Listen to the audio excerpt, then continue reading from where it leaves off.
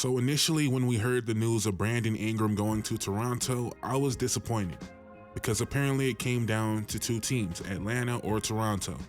Go play with Trae Young or go play with Scottie Barnes. I wanted him to go play with Trae Young, and that initial reaction may have gave you guys the impression that I don't like Scottie Barnes. I like Scottie Barnes a lot, and we'll get to that in 1 second. Brandon Ingram is one of my favorite players because he reminds me of my favorite player of all time in Kobe Bryant. A lot of people say he has the KD game. I feel like he has a lot more Kobe in his game than KD. How does that relate to Scottie Barnes? Well, before the year, I made this video right here, what Lamar Odom could have been. And for those of you guys who are new here, you don't know how much of a big deal, how much praise that is for me. Because before I got older and I feel like I had to come to the defense of Kobe, right? Lamar Odom as a kid was my favorite player. So me essentially saying that Scottie Barnes could be an even better version of that is saying a lot for me. And in that video, I compared year 2 of Lamar to year 3 of Scottie Barnes, and it's very, very similar on both ends of the floor. And I feel like I have to reiterate, I know that Brandon Ingram is not Kobe Bryant, right? I know that, I get that. I don't think this team is going to be a contender next year. I'm just talking as a fan of basketball and what this could possibly remind me of, right? So we already covered Kobe and Lamar. And in Brandon Ingram's interview yesterday, he said that a big part of why he wanted to go to Toronto was Jakob Poeltl. Now, I'm not sure if that's true. I'm not sure. You just say nice things when you get to a new team, but it wouldn't surprise me. Jakob, he seems unselfish also. He has good hands. He can finish above the rim on the defensive end. He's solid. He was a big reason why I wanted to be here. But that made me go look up a lot of Jakob Poeltl and Scottie Barnes actions together. They have a nice two-man game going on, which again, this is going to be a stretch. Again, I'm not saying these are these players, but then that made me think about Kobe, Lamar, Powell. And I'm thinking like that because that is the team that made me fall in love with basketball. They played beautiful basketball, they moved the ball, everybody was involved, and that's not really the way it's thought about because the perception of Kobe is just this ball hog chucker, right? But that team had some great ball movement. But just thinking about the playmaking in the front court of B.I., Scottie, and Jakob is very similar to that Lakers team. And if you watch my last video kind of talking myself through it, I came to the realization that this move was kind of the Raptors acknowledging who Scottie Barnes is not as a player. There was hopes that he would be this crazy playmaking wing that could also score at will. Obviously the archetype of LeBron, not saying people thought he would be LeBron, but they thought he'd be able to put up, 24, 8 and 8, right? I kind of think that's what people thought Scottie Barnes would eventually evolve to, and maybe he will. But I think his play this year and his inability to score efficiently kind of put things in a proper perspective for the Raptors front office, that he needs a real bucket, a real shot maker next to him to make him look even better. And that's exactly what they got with Brandon Ingram. And I think B.I. will really benefit from that. In his career, he hasn't really played with much passing, right? He played with Lonzo, of course, but even Lonzo is not someone that gets into the paint and kicks out. Lonzo's just like a ball mover. He's a connector. He's not really a creator in the way that Scottie Barnes could be. And also the playmaking from the 5 is something I wanted to see with B.I. for a very, very long time. Early in his career when he played with Brook Lopez, we've seen it a little bit. You guys probably don't even remember that he played with Brook Lopez. But this summer when I thought B.I. was either going to go to Philadelphia or go to Sacramento, right, with Embiid or Sabonis, I was looking at how he used to play with Brook Lopez, and there was a lot of give and goes involved. And I think of, again, Jakob Poeltl here could be very useful in this to really unlock B.I. as an off-ball scorer. The collective passing of Scottie Barnes and Jakob, again, could be very similar to how Powell and Lamar were able to free up Kobe a lot. But my initial concerns really had little to do with Brandon Ingram off-ball. My concerns were more so with Brandon Ingram on the ball. And how does Scottie Barnes play off of that? It would seem very simple, right?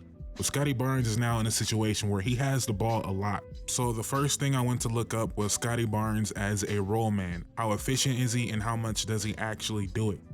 And as far as the frequency, it's not a lot. Funny enough, if we only look at this year alone, Scottie Barnes and Zion Williamson both only have 0.7 possessions per game as a roll man.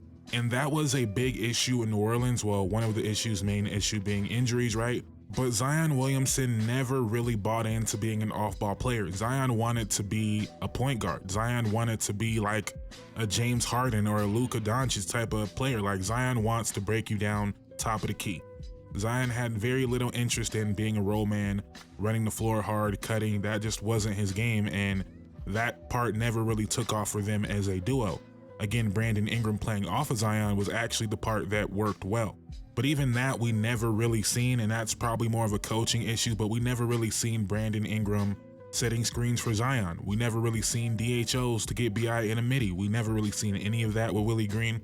So that part will be different. But yeah, I don't think we're gonna see a lot of Brandon Ingram, Scottie Barnes pick and roll because it appears that's not what Scottie Barnes likes doing. But I do think we'll see a lot of BI Jakob pick and roll, and Jakob is going to find Scottie Barnes cutting, or we're going to see a lot of Jakob DHOs to Brandon Ingram, who will then find Scottie Barnes in a dunker spot. So I don't know about the immediate connection between Scottie and BI when BI has the ball, but Jakob is that player, that connector that will make it work.